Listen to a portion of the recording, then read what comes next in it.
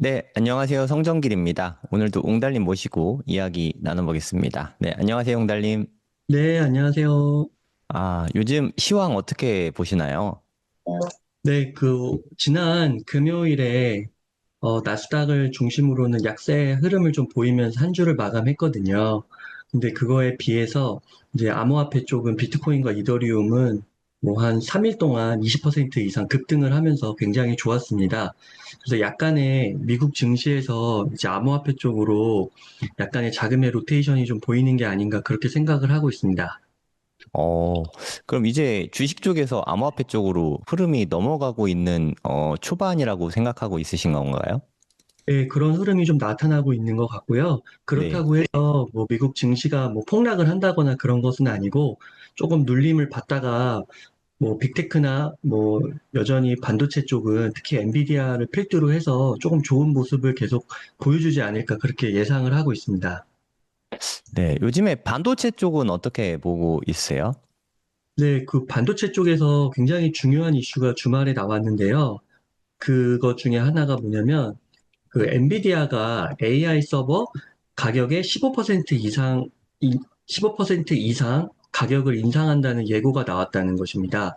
그래서 음, 엔비디아가 주요 고객사인 마이크로소프트, 구글 같은 이런 대형 데이터 센터 운영사들에게 인공지능 AI 칩이 탑재된 서버 가격을 15% 이상 인상하겠다고 통보를 했어요.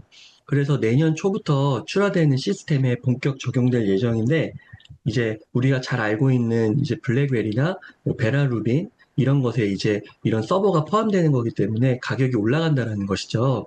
근데 15%면은 적지 않은 가격인데 이렇게 가격을 올리고 이런 빅테크들에게 통보할 수 있다라는 것은 그만큼 AI 인프라의 수요 폭증이 여전하다. 그리고 자신 있다. 이제 이런 것들을 좀 반증을 하는 것 같습니다. 그리고 이제 그러면, 이것과 좀, 예. 네, 이렇게 15%나 올리면, 엔비디아 그 실적에는 되게 양호하게 작용하는 거 아닌가요? 네, 그래서 저는 개인적으로 오늘 시장이 좀 어떻게 이 뉴스를 반영할지가 좀 궁금하긴 한데요.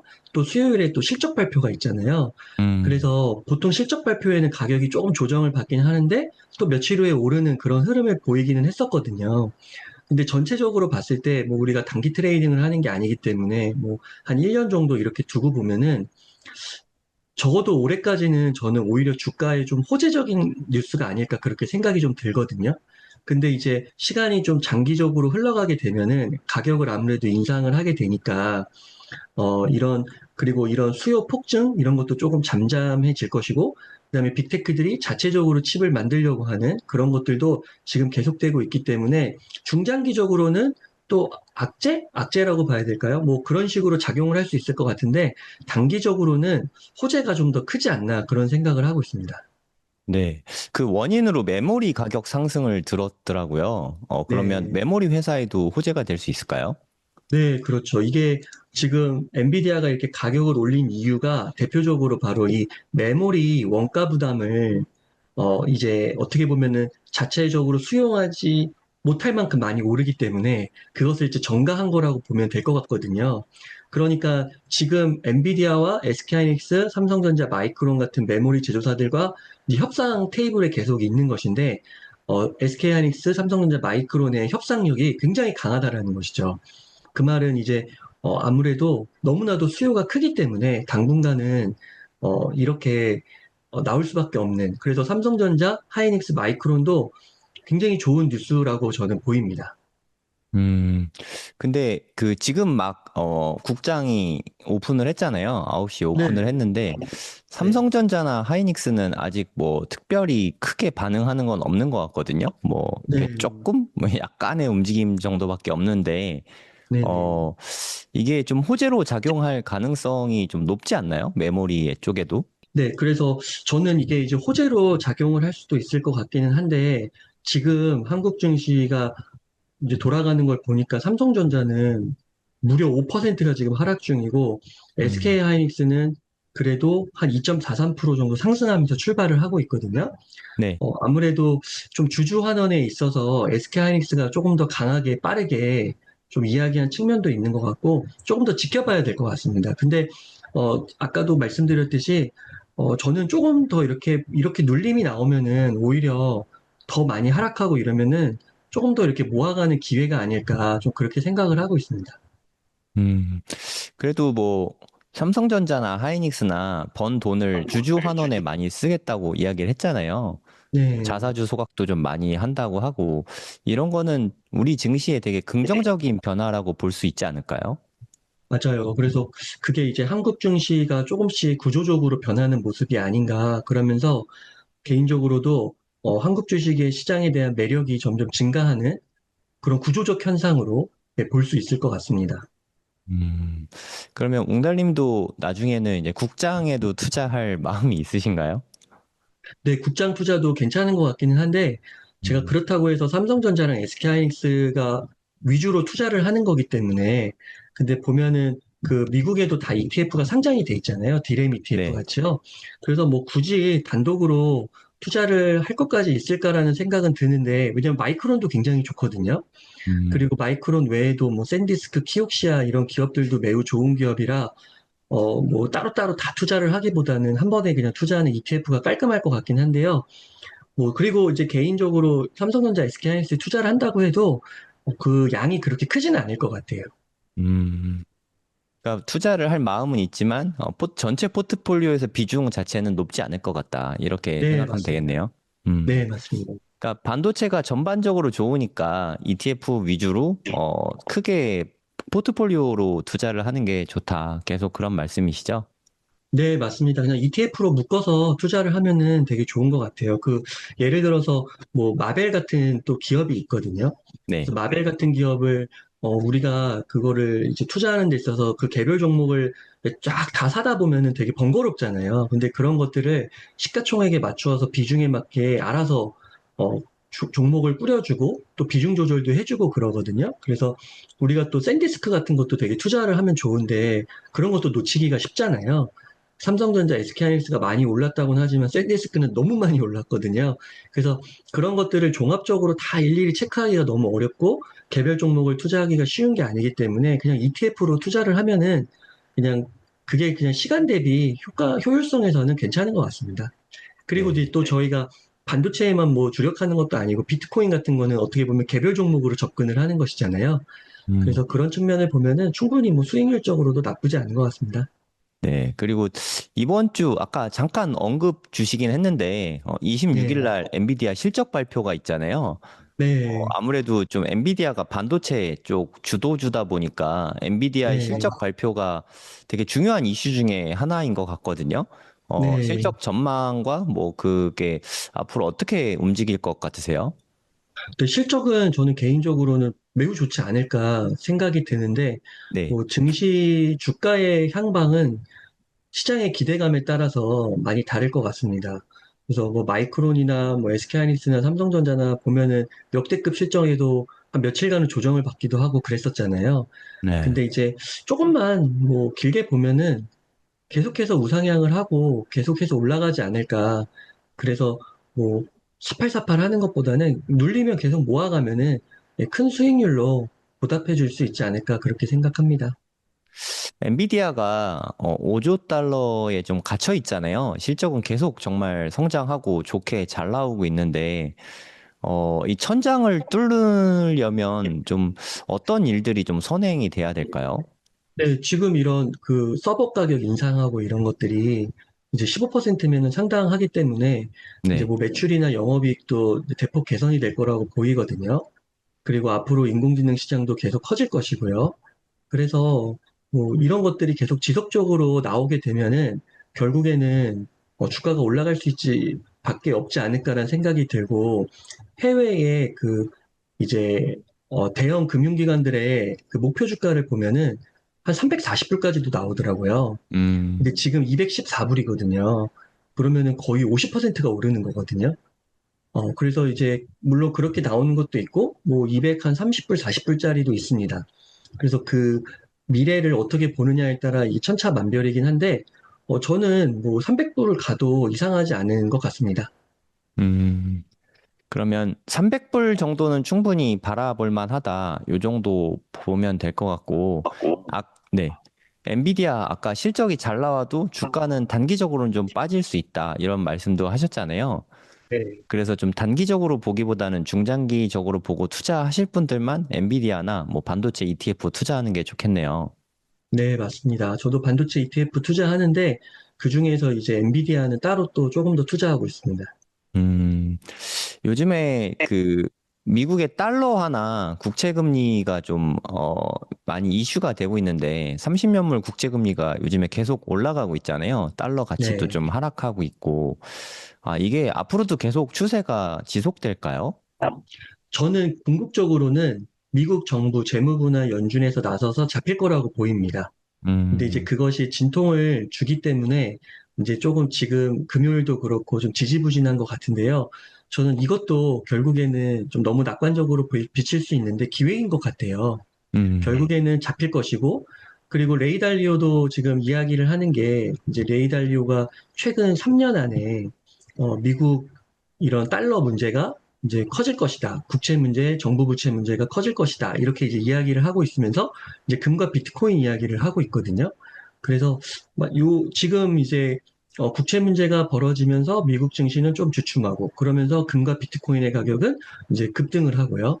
그래서 이런 현상들을 보시면서 저는 암호화폐의 좀 매력을 느끼면서 좀 관심 가져야 될 시기가 아닌가 그렇게 보고 있습니다.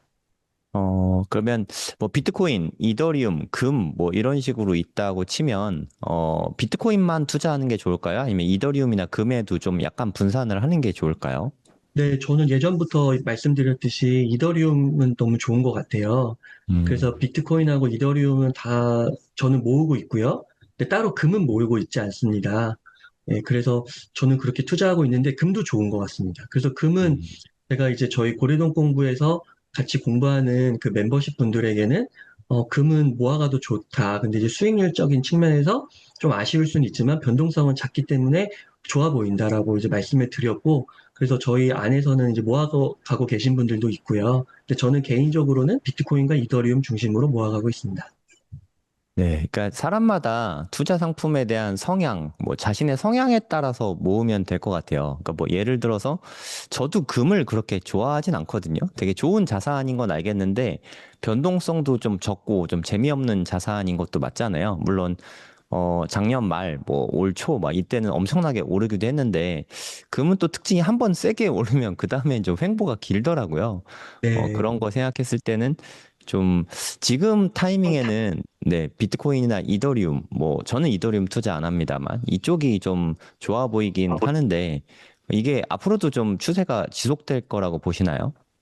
네, 저는 뭐, 이게 암호화폐 쪽은 이제 변동성이 커서 이렇게 며칠간 2, 30% 급등을 하면 또, 반토막 나고 그동안 오른 거에 그런 것들이 뭐 비일비재하니까요. 그걸 예측하기는 뭐 너무 어렵죠. 변동성이 너무 크니까요.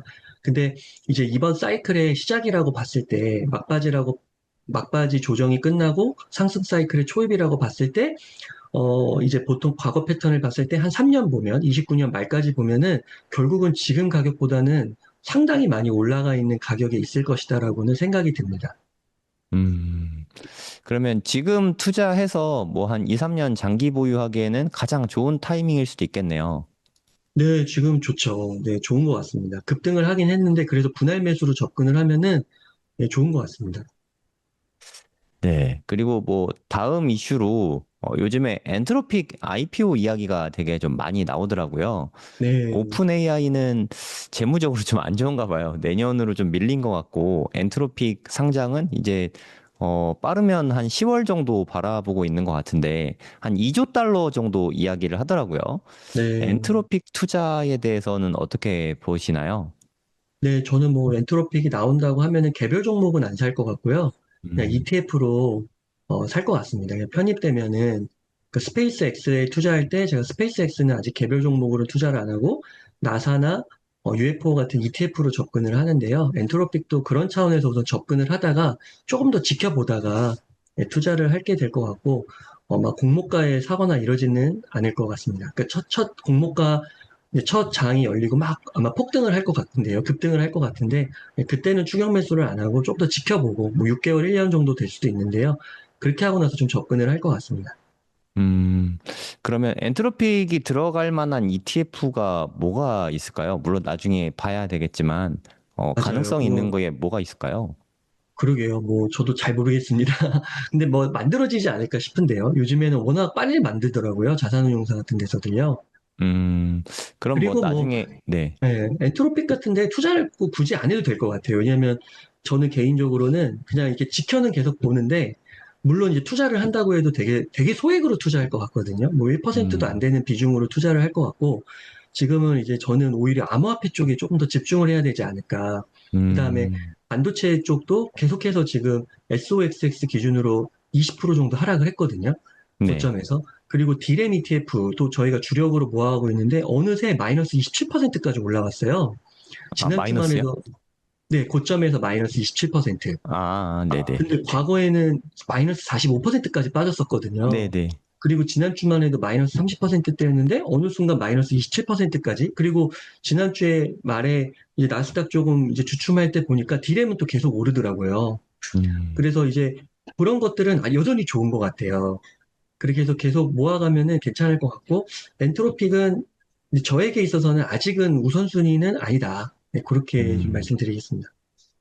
네, 엔트로픽은 저도 좀 조심스러운 게 일단 시총이 너무 높은 것 같아요. 스페이스X도 사실 2트릴리언 달러 받는 게 맞는지 잘 모르겠는데 2트릴리언 넘었다가 지금 조정이 좀 크게 왔다가 약간 살짝 반등한 상태잖아요. 엔트로픽도 웅달님 아까 잠깐 말씀하시긴 했는데 아마 상장하자마자 또 이렇게 과열 때문에 과매수 영역까지 막 이렇게 올라갈 가능성이 크잖아요. 그때 네, 매수하는 거는 저는 좀 말리고 싶습니다. 뭐 공모가에 뭐 청약이 돼서 좀 일부 몇 주 받고 뭐 이런 거는 괜찮을 것 같은데 뭐 단기에 판다면 근데 꼭지에 매수해서 좀 물릴 위험이 있으니까 스페이스 X 차트를 좀 참고해서 투자하셔야 될 것 같아요. 네, 그러니까 네, 엔트로픽이 솔직히 네. 엔트로픽이 솔직히 까놓고 말해서 엔비디아를 넘어설 수 없잖아요. 네, 엔트로픽이 2조 달러에 그 상장이 되면 잘해야 뭐 정말 정말 잘해야 한 100% 수익 정도 난다는 건데 너무 위험한 투자가 될 수도 있겠다는 생각이 좀 듭니다. 맞습니다. 그래서 매출이 상승 속도는 정말 어마어마하더라고요. 네. 그렇기는 해도 네, 조금 더 지켜봐야 되지 않을까 조심스럽게 네, 그렇게 되고 또 이것도 조심스럽긴 한데 지금 또 코인베이스나 서클이나 뭐 마라홀딩스, 뭐 스트래티지 이런 쪽도 지금 주가가 굉장히 흐름이 좋거든요. 그래서 네. 변동성은 크지만 근데 만약에 지난 사이클처럼만 움직인다고 하면 이런 것들도 몇 배씩 움직일 주식들이거든요. 그래서 음. 이런 것들도 좀 관심을 가져도 좋을 것 같고요. 만약에 변동성에 좀 자신이 있다고 하신다면은요. 서클도 벌써 한 87달러까지 올랐네요. 네, 네, 무섭게 50달러 오르죠. 선까지 또 빠졌었는데, 확실히 네, 비트코인이 올라가는 게 암호화폐 산업 전반을 다 올려놓는 것 같아요. 맞습니다. 어, 코인베이스도 정말 갑자기 급등을 했네요. 뭐 한 140달러, 130달러 때까지도 빠졌었는데 지금 뭐 한 음, 187달러 거래되고 있으니까 요새 비트코인 차트를 보면 좀 강력하다는 느낌이 좀 나는 것 같아요. 잘 네, 안 빠지죠. 맞아요. 그래서 지난주 화요일에 저희 고래동 공부 멤버십 방송을 할 때, 그때만 해도 이제 제가 코인베이스, 마라, 뭐 비트코인, 이더리움 이런 것들 계속 모아가는 게 좋겠다라고 이야기를 드렸었거든요.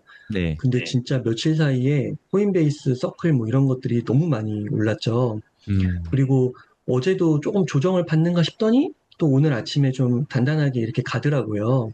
네. 근데 물론 또 이러다가 언제 빠져도 이상하진 않긴 한데, 결국에는 과거 패턴 차트를 보면은 올라갈 땐 또 그 기회를 안 줍니다. 막 음, 올라가게 되니까요. 그러다가 이제 도저히 못 참게 있어서 사면은 거기서 이제 또 조정을 또 받기 시작하는 거죠. 네. 그래서 저희가 계속 어떻게 보면은 한두 달 전부터도 계속해서 그 저평가 구간이니까 모아가자 이런 말씀을 좀 드렸었잖아요. 근데 네. 그때는 참 그 말하면서도 저도 참 이거를 누가 좀 귀 담아 들어줄까 뭐 이렇게 했지만 결국엔 또 이런 날이 오고 또 이렇게 2, 30% 급등하면은 어떻게 해야 되냐고 또 질문을 또 주시잖아요. 네. 그래서 그게 투자가 참 어려운 것 같습니다. 음. 그리고 아까도 말씀하셨지만 계속 지금 가격에도 DCA를 하다가 가격이 크게 빠지면 뭐 좀 더 많이 사고 요런 전략은 어떨까요? 네, 너무 좋은 것 같습니다. 저는 그래서 제가 이제 지지난 방송, 뭐 지난 방송 계속해서 얘기하고 있는 게 연말까지는 계속 사겠다. 음, 그리고 한 9만 달러 정도까지, 뭐 조금 더 하면 10만 달러 정도까지는 계속 사겠다 이런 말씀을 드렸었거든요. 네. 그래서 그때까지 물량은 제가 이미 돈을 빼놨기 때문에 그래서 음, 그거는 계속 돌아가는 거고요. 근데 이렇게 하다가 이제 저는 개인적으로는 바닥이 나왔다고 생각을 하거든요. 그래서 네. 5만 7천 달러는 깨지 않을 거라고 보는데 그래도 음, 뭐 6만 5천, 6만까지 다시 하락은 할 수 있겠죠. 네. 그럴 가능성은 무시할 수는 없는데 바닥은 깨지 않을 것이다. 그렇게 보고 있는데 근데 뭐 한 6만 5천, 6만 가면은 이제 조금 더 크게 살 수도 있는 거겠죠. 그러면은 음. 이제 12월 31일까지 사는 물량이 뭐 11월 30일까지 사는 물량으로 줄어들 수도 있는 거고요. 그래서 예, 그렇게 분할 매수하는 거 그리고 많이 빠지면 더 사고 괜찮은 것 같습니다. 그러니까 지금 가격에서 한 10% 안팎까지는 좀 빠질 수 있다고 생각을 하고 매수하는 게 좋겠네요. 네, 그래서 지금 사면은 저 같으면은 그래도 한 3, 4개월 연말까지는 보고 분할 매수를 하는 게 좋지 않을까. 스탠다드 차트드 같은 데서 보면은 이제 목표 주가를 10만 불, 또 뭐 10만 불 이상도 갈 수 있다 이렇게 이야기를 하고 있거든요. 올 그래서 연말 말하는 거죠. 예, 연말까지요. 그래서 이제 스탠다드 차타드 같은 경우는 굉장히 큰 은행이라서 물론 많이 틀리기도 하지만 그래도 고객들이 실제로 비트코인에 투자를 하고 있고 그다음에 이제 고객들에게 그런 보고서를 내는 거기 때문에 연구를 굉장히 많이 한단 말이죠. 그래서 그런 차원에서 봤을 때는 계속해서 좀 모아가는 것들이 좀 좋지 않을까, 연말까지는. 예, 그런 생각을 하고 있습니다. 근데 뭐, 가격이 저도 이제 9만 달러 넘어가고 이러면은, 이제, 어떻게 보면은 미리미리 모은 사람들의 특권이기도 한데, 안 사려고요, 저는. 이제 더 이상은 안 음, 사고, 이제 현금 보유하고 있다가, 이제 눌리면 사고, 또 이제 우리가 투자하는 게 뭐 암호화폐 쪽만 하는 게 아니니까, 네. 이런 이제 반도체나 뭐 주식도 보는 거니까요. 그래서 그쪽에 또 눌림이 나오면은 그쪽 걸 사지 않을까 싶습니다. 음, 그러면 좋다고 생각하는 종목들 조금씩 DCA는 하다가 큰 폭의 조정이 나오면, 과감하게 뭐 한 10%씩 이렇게 매수하는 전략이 유효하겠네요. 네네네.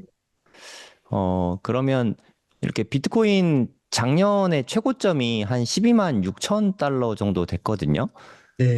그러면 이번 최고점이 그거의 한 두 배 이상은 좀 될 수 있을까요? 어떻게 보세요? 네, 뭐, 지금 제가 또 리포트를 이렇게 보니까, 막 네. 그, 본나무 누님께서는 막 100만 달러도 얘기하고 막 그러시더라고요. 근데, 2030년에요? 예, 2030년에요. 네. 근데 이제 그런 거는 150만 달러인 거였던 것 같아요. 100만 달러. 네. 막 근데 이제, 지르시니까.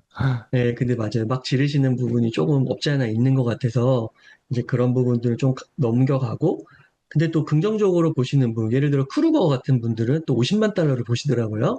근데 음, 이제 그것도 저는 이제, 이번에 저희가 한번 경험해 보면서 느낀 게 조금 보수적으로 잡는 게 좋은 것 같아요. 네. 그래서 예를 들면 그래도 한 3배는 가지 않을까 저는 개인적으로 생각이 들거든요. 그래서 음, 그래도 뭐 한 25만 불, 30만 불 정도까지는 보수적으로 볼 때 가능하지 않을까. 네, 그렇게 생각이 들고, 그 다음에 이제 뭐 분할 매수를 하는 것처럼 분할 매도를 하는 거죠. 그래서 저는 음, 이제 지금 상황에서는 제가 지난 방송에서도 계속 얘기했지만 한 3억 정도 되면 분할 매도에 좀 들어가려고 합니다. 이미 좀 그 보유한 물량도 있고 해서요. 음, 그리고 뭐 비트코인 뭐 좀 팔더라도 이제 어떻게 보면은 이제 저희가 이번에 비트코인 하락장을 맞으면서 자산 배분의 중요성을 좀 알게 되면서 네. 다른 것들에 대한 관심도 많이 가지게 되면서 비단 이번에 뭐 비트코인 뭐 좀 놓쳤다고 조금 못 먹었다 해도 다른 자산에서 또 먹으면 되는 거거든요. 그리고 네. 앞으로 우리가 5년, 10년, 20년 살 거기 때문에 길게 길게 보면은 계속해서 투자할 것들은 많은 기회가 쏟아질 거라고 보입니다. 그래서 너무 이번에 다 먹고 뭐 이번에 정말 고점에 팔아야지 좋은 가격에 팔아야지 그렇게 고민하는 것도 있지만 한 3억 정도 되면 저는 이제 개인적으로는 만족할 수준이라서 그때부터 좀 매도를 할 생각입니다. 음. 네, 비트코인도 그렇고 반도체도 그렇고 좀 변동성이 커서 좀 이런 것들만 투자하는 거는 좀 불안하다 이런 말씀을 전에 해주신 적이 있거든요. 네, 네, 근데 맞습니다. 네, 제가 생각하기에는 우리 한국인들 혹은 뭐 이 방송을 보시는 분들 중에서 만약에 부동산을 갖고 있다. 그러면 제가 생각하기에는 부동산은 되게 좀 안정적인 자산이잖아요. 네, 걔네들이 좀 보수적인 역할, 좀 방어를 많이 해주니까 주식이나 금융 투자는 좀 성장주 위주로 투자를 하는 게 더 효율적이 아닌가. 저는 그런 생각으로 투자를 좀 하거든요. 근데 네, 웅넬님은 S&P 500이나 QQQ를 비중을 더 많이 담아서 좀 변동성을 줄여야 된다. 이런 말씀도 해주셨잖아요. 네. 웅달님은 뭐 그런 부분에 대해서는 어떻게 생각하세요? 네, 저도 그 성쌤 말씀에 너무 동의를 하고요.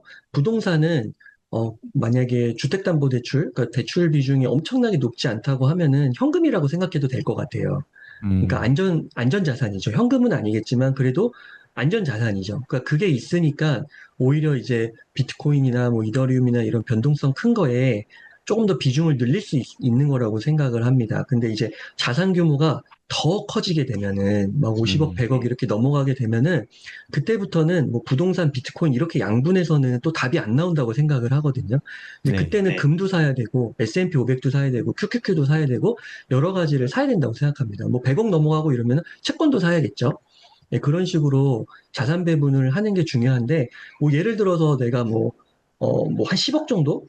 근데 10억도 굉장히 큰 거거든요. 우리나라에서 그 중위층이나 중산층이 자산이 아마 5억이 안 되는 걸로 제가 알고 있거든요. 음, 근데 한 10억 정도 갖고 있다고 해도 만약에 부동산 가격이 거의 전부 다일 수도 있어요. 그 정도면은. 네. 10억 전체일 가능성도 높고, 뭐 부동산이 만약에 5억 정도다. 그러면 5억 정도로 이제 운영을 하는 거잖아요. 그러면 이제 5억 정도에서는 뭐 비트코인, 나스닥 이런 것에, 비트코인이나 이더리움 이런 거 암호화폐 쪽에 뭐 1, 2억 넣는 거는 멘탈이나 공부 수준에 따라 저는 가능하다고 보거든요. 왜냐면 부동산 5억이 큰 그런 대출 없이 보유하고 있다면은 한 1억 정도는 뭐, 그리고 두 분이 또 일을 하신다고 하고 둘이 합쳐서 뭐 연봉이 뭐 1억 이렇게 넘으신다고 하면은 뭐 1, 2억 정도는 뭐 비트코인이나 이더리움 쪽으로 좀 과감하게 넣을 수도 있다고 보는 거죠. 근데 이제 막 자산이 커져가지고 막 50억, 100억 늘어났는데 비트코인에 막 몇십억씩 넣는 거는 그런 거는 조금 리스키하다고 보니까 자연스럽게 왜냐면 100억이라고만 하면은 부동산에 뭐 한 30억 갖는다고 했을 때 비트코인, 이더리움에 막 30억, 40억 넣기가 만만치 않을 네, 것 쉽지 않죠. 같거든요. 네, 네. 네, 그렇게 되면은 좀 자산 배분이 들어가야 되지 않을까 싶은 거죠. 근데 저는 좀 타이밍도 되게 중요한 것 같아요. 사실 저는 올해는 비트코인 사도 되게 좋은 것 같다라는 말씀을 정말 아무 부담 음, 없이 마음껏 할 수 있어서 너무 좋았거든요. 음, 어, 비록 이렇게 조회수는 안 나와도 정말 열심히 매수했고 사기에 되게 좋은 타이밍이다라고 마음껏 이야기를 했는데 저는 앞으로 한 1년 후쯤에 뭐 1억 5천 넘어가고 또 2억 가까이 가거나 넘어가면 그때 비트코인 사세요라는 말이 차마 밖으로 나가진 않을 것 같아요. 네. 지금 같은 때 투자하기에는 비트코인보다 좋은 자산을 솔직히 찾기 어려운 것 같은데 어떠십니까? 네. 네, 저도 그 말씀에 되게 동의를 하는데요. 근데 약간의 다른 관점에서 조금 더 한번 이야기를 해보면은, 웬만한 분들은 비트코인 너무 좋은 것 같아요. 근데 이제 제가 좀 지금 돌아가는 판을 봤을 때는, 그 알트코인 쪽에서도 이제 이상한 거 말고요. 특히 이제 제가 이더리움을 좀 말씀을 드리는 건데, 이런 쪽은 조금 관심을 가져도 좋을 것 같다라는 생각이 듭니다. 그러니까 음, 비트코인 맥시멀리스트 이런 쪽들이 저는 지난장까지는 굉장히 설득력이 있었다고 보여요. 근데 지금 돌아가는 것을 보면은 뭐 스테이블 코인이나 자산 토큰 하나 뭐 디파이나 뭐 이런 쪽들까지 좀 더 크게 보면은 이더리움을 중심으로 해서 이러한 암호화폐 생태계가 돌아가고 있는 큰 흐름들이 있거든요. 금융의 혁신을 일으킬 만한 그런 것들이요. 근데 과거의 모습을 보면은 이런 게 잘 안 보이고 굉장히 위험하게 느껴질 수도 있을 거예요. 그래서 저도 이게 미래 일이기 때문에 쉽게 이제 강하게 말씀은 못 드리는데 저는 이제 개인적으로 조금 공부를 하면서 확실히 조금 다른 게 생겼다. 펀더멘털적인 변화가 생겼다라고 보고 있거든요. 그래서 크게는 투자하진 않지만 그래도 어느 정도는 관심을 갖고 한번 보시면 이런 거랑 볼 수 있을 것 같아요. 비트코인이 지금 2008, 9년부터 2026년까지, 2009년부터죠. 2026년까지 지금 거의 한 17년 이렇게 왔잖아요. 그러면 한 두 번째, 세 번째 사이클의 이더리움? 이런 모습일 수도 그러니까 두 번째, 세 번째 사이클의 비트코인. 그때만 해도 저는 비트코인이 사기고, 쓰레기고, 투자하면 안 되고, 도박이고, 그렇게 생각을 했었거든요. 근데 네 번째 사이클부터 제 생각이 바뀐 거거든요. 그런 것처럼 이더리움도 저는 이번 사이클이 지난 비트코인의 네 번째 사이클, 그렇게도 좀 볼 수 있지 않을까? 그런 개인적인 생각을 하고 습니다 근데 이 부분은 앞서서도 말씀드렸듯이 조금 조심스럽다. 그리고 비트코인만으로도 충분하다. 네, 그렇게 다시 한번 말씀드리고 싶습니다. 일단 비트코인이 되게 좋은 건 맞는데 이더리움도 관심은 좀 가져야 된다. 이렇게 보면 되겠네요. 그럼 네네. 앞으로 비트코인과 이더리움을 적절한 비율로 투자를 한다고 치면은 웅달님이 추천해 주시는 건 몇 대 몇 정도로 투자하면 좋을까요? 네, 뭐, 한 10분의 1 정도? 네, 음, 많으면은 뭐 10분의 2 정도? 저는 그 정도가 되지 않을까 싶기도 하고, 근데, 정말로 뭐 10분의 5도 좋고요. 한번 뭐 자산 수준에 따라 다르겠지만 뭐 몇백만 원도 좋고 이렇게 한번 우선 넣어보고 잊어버려도 좋을 것 같고요. 감당 가능한 만큼. 네. 음, 그렇게 하면 괜찮을 것 같습니다. 그러니까 일반적인 경우에 비트 대 이더를 9대 1 혹은 8대 2 요 정도까지는 괜찮은 것 같다. 이렇게 보면 네, 되겠네요. 네, 맞습니다. 그럼 알트코인 이더리움 말고 웅달님이 좀 투자해볼 만한 뭐 프로젝트나 이런 것도 있을까요? 네, 있는 것 같기는 해요. 뭐, 아, 알트코인 얘기하긴 몇 좀 개, 그렇고. 예, 이번에 이제 보면은 뭐 하이퍼 리퀴드 같은 것들, 성쌤도 네네. 몇 번 언급해 주셨잖아요. 네. 공고점 돌파했잖아요. 네네. 그리고 RWA 관련해서 온더 파이낸스 같은 것도 있고, 음, 그런데 이제 문제가 뭐냐면 제 개인적인 문제인데, 제가 큰 돈을 못 넣겠더라고요. 맞아요. 그런 것에는요. 그 이더리움 같은 경우는 그래도 꽤 큰 돈을 넣거든요. 음, 근데 이제 그런 것들은 큰 돈을 못 넣어서 뭐 50만 원, 100만 원 넣고 뭐 그래도 걔네가 뭐 10배, 20배 갈 수 있는 거 아니냐. 뭐 그렇게 볼 수도 있는데 저는 이제 그런 것보다는 그냥 이더리움에 더 많은 걸 넣겠다. 오히려. 이제 음, 그렇게 접근을 하고 있어서 비트코인 이더리움으로 투자를 하고 있습니다. 음, 좋은 프로젝트들도 많이 보이긴 하지만, 그냥 작은 알트 프로젝트에 큰 돈 넣기가 어려우니까 비트 이더에 투자한다. 이렇게 보면 되겠네요. 네, 그리고 지난 사이클에서도 봤듯이 알트는 진짜 뭔 일이 벌어질지 모르거든요. 갑자기 막 하루에 몇 퍼센트가 올랐다가 막 바로 다음날 또 막 몇십 프로가 빠지고 막 이러기 때문에 그리고 그 고래들이 물량을 또 털어내면은 진짜 순식간에 그거 빠지기 때문에 현재 뭐 시가총액이 얼마다 뭐 이런 것들은 큰 의미가 없는 것 같아요. 그래서 너무 조심하고 오히려 그런 걸 갖고 있으면 또 만약에 섣불리 뭐 조금 큰 돈을 넣으면은 계속 쳐다보게 되거든요. 또 오히려 음. 그게 또 스트레스가 되고 이래가지고 저는 이더리움까지 괜찮게 보고 있습니다. 아, 네, 맞는 말씀인 것 같아요. 그러니까 내가 투자를 해도 마음 편한 자산들이 있잖아요. 뭐 예를 들어 우리 아까 얘기했던 뭐 부동산, 내 집 마련한 거 갖다가 뭐 부동산 가격 떨어질까 봐 전전긍긍하는 사람 많지 않다고 생각하거든요. 어차피 내 집이니까. 그렇게 좀 마음 편하게 투자할 수 있는 자산들이 되게 좋은 것 같아요. 저도 이렇게 거래동 공부 회원분들이랑 통화를 되게 많이 했는데 비트코인 위주로 금융 투자를 하다 보니까 마음이 너무 편해졌다. 오히려 부동산 투자할 때보다 마음이 더 편한 것 같다. 정책에 어, 휘둘리지 않으니까 이런 말씀도 많이 하시더라고요. 저도 네, 되게 동감을 많이 했거든요.